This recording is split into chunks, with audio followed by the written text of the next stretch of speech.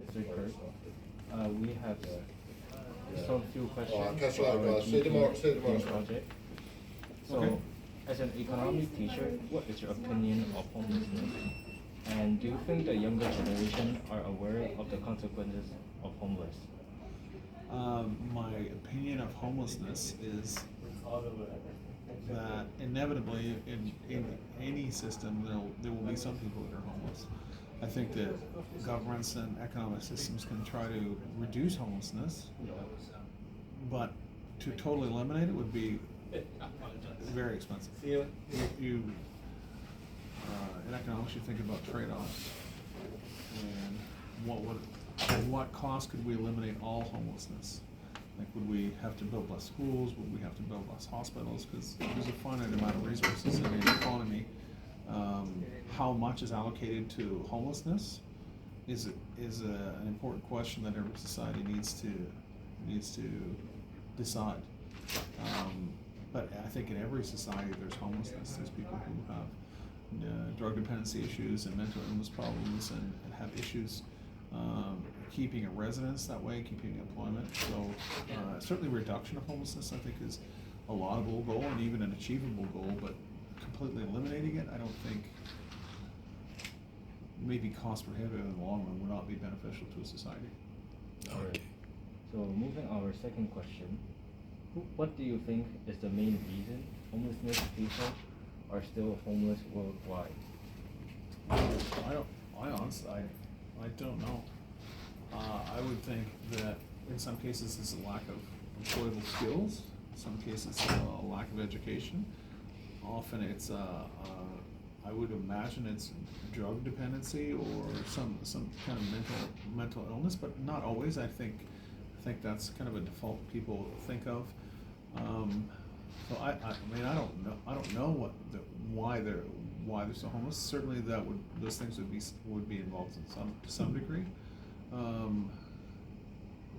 But I think there's a variety of reasons, but certainly those would be representative of the reasons.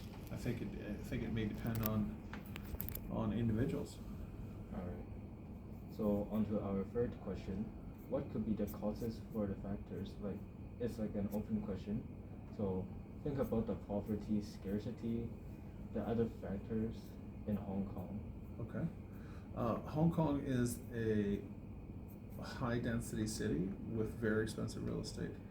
So and a low tax regime compared to many places. There's no dividend tax, for example, on corporations. So it's been a low tax scheme in order to develop economically into what it is now. And that means that the government has to make choices with limited resources to provide homes for people. It's the closest to a free market economic system I think that it probably exists in the world, or certainly was in the past. I don't know what the ratings are past 2017. So that necessarily means that you would have less social services, less social safety net, because of the low tax and economic freedom. So again, it's always a trade-off. It's difficult to have a vibrant and growing city that's very, very good for business and have a highly taxed social network system. Someone has to pay for that, and the only way it generally gets paid for is with increasing taxes. Alright. The fourth question. What are some economic effects of having high numbers of homeless people? There's lots. I mean, you could have increase in medical costs. We have a public healthcare system in Hong Kong, so certainly homeless people, their health would not be as good as people who have homes. Their nutritional needs would not be met as regularly as people who had regular employment and homes. Their mental health would definitely be strained from the continued experience of being homeless. There may be higher crime because people are desperate to satisfy their needs, so they may end up doing things that they otherwise wouldn't do. There may be more drug use to escape the pain of being homeless than there otherwise would be. I think there's a lot of effects. The lost labor of all those people that are homeless that they could be doing something productive for society from an economic perspective, something to consider. it's a lost resource. We have all these man days or women days times how many days they've been homeless.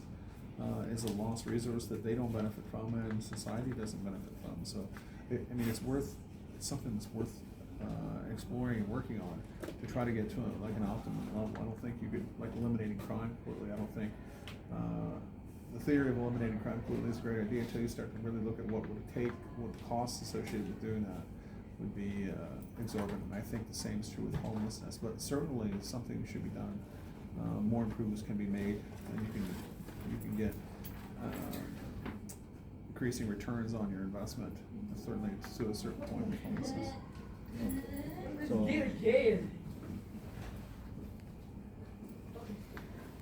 So to the fifth question, what economic situations influence the amount of homelessness?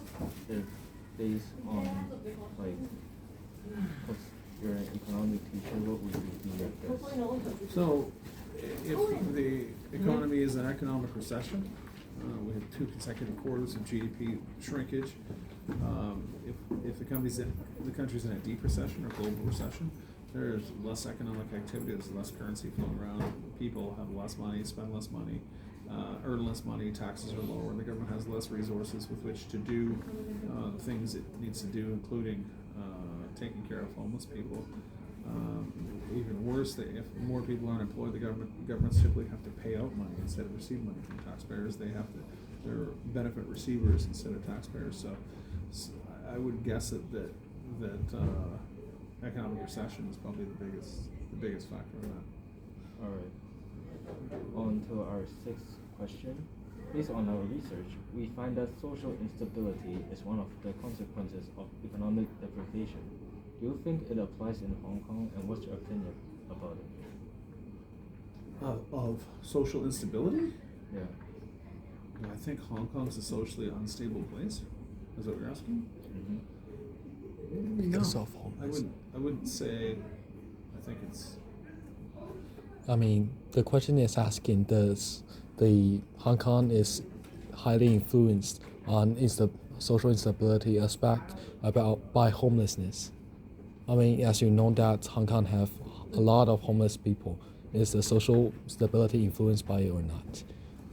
Is the social stability of Hong Kong influenced by a large number of homeless people? Yes, economically. Or is there other side effects? I would say probably not. I mean, I can't imagine how. I mean, at a certain point, if half the population was homeless, then certainly the social stability would be affected. I don't know what the threshold number would be before, you were scared to walk down the street, or you wouldn't want your wife or daughter out, kind of thing, because you were worried that somebody may accost them and say, "Please help me, I need money," or whatever. Like, I don't know what that number is, but I don't think it's not my instinct that we're close to that number. So from an economic perspective, I would say at this point probably not. Could you get to that point? Yeah, you could. I mean, there's cities that are worse than Hong Kong by a large measure for homelessness. Like major cities in India have serious issues with homelessness. I'm not sure it affects their social stability as a city or a country at that point. So maybe at some point, but I don't think we're there. Sure. All right. To our seventh question, how does increased public spending helps to alleviate the homelessness pressure? Well, it depends on, I think, the efficiency of how it's spent. I think homeless people often would be the best people to ask about what they need. Closer to the market mechanism, people make the best decisions for themselves generally. How efficient the government can spend the money, and the benefits that the government can trade for the money they spend are all pretty important as far as the overall effectiveness of increased spending to solve homelessness. If you spend a bunch of money on consultants, then I think it can be very wasteful. Governments can be very, very wasteful if they're not carefully managed. So it depends on the details of how it's managed and how it's handled and how effective that would be. Increasing spending, in theory, would address some of those issues. How efficient the spending is, it would be critically important. And how effective it is in reducing homelessness. All right. So moving on, our last question. If homelessness continues to drastically increase, what will happen to our society if it was to put in your own perspective? If homelessness were to drastically increase, I think the wealth of Hong Kong would be degraded. I think anytime we have very, very wealthy people with very, very poor people, then if you have enough homeless people, if you have enough of the population that is very dissatisfied and very poor and very unhappy, and you have a portion of the society that is very, very wealthy, that is kind of a recipe for revolution historically. So most modern governments will make sure that there's some redistribution system in place to make sure that the poor don't get so desperate they do desperate things. And Hong Kong is probably on the lean end of that. I think the government would act in a way to help homeless people before we ever got to that point. But historically, when there's very, very rich people and very, very poor people, the poor people dramatically outnumber the rich people. And then sooner or later, unless something's done to close that gap, you can get really unstable societies. You can get more revolution, like the history is replete with examples of that. So I don't think in this modern age, with the awareness of people and social media and things like that, because we can communicate so effectively, that society, Hong Kong as a society, would allow that to get to a point where we could have an unstabling of society, where we could have violence or revolution or whatever. I think that the government would act, and I think regular Hong Kong people would intervene too to help people in that situation if they were aware of it, and it became increasingly, because people care about other people, but they don't care about other people when it really starts to affect them even more, right? So it's something that I think we could avert pretty easily, and probably would avert before it became highly unstable as a society. All right. So this concludes our interview. Thank you.